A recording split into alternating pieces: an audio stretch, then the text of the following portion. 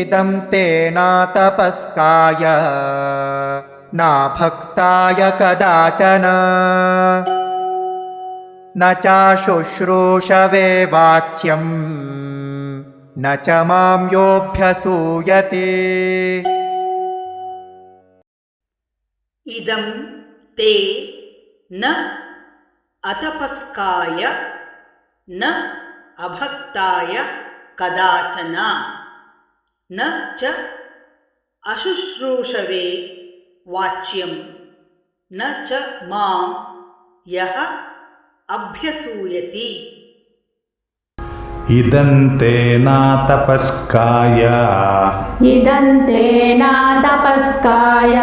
नाभक्ताय कदाचन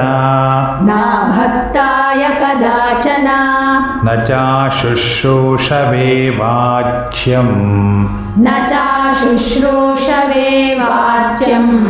च मायोऽभ्यसूयति।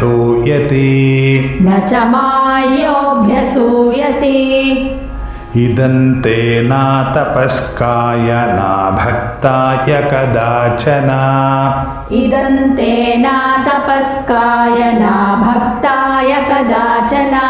न चाशुश्रूषवे वाच्यं न च मायोऽभ्यसूयति।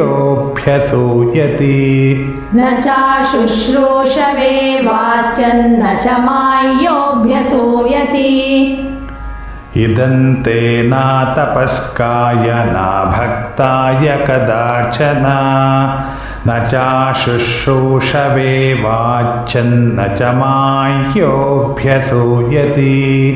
इदं ते नातपस्काय नाभक्ताय कदाचन न चाशुश्रूषवे वाच्यं न च मायोऽभ्यसूयति।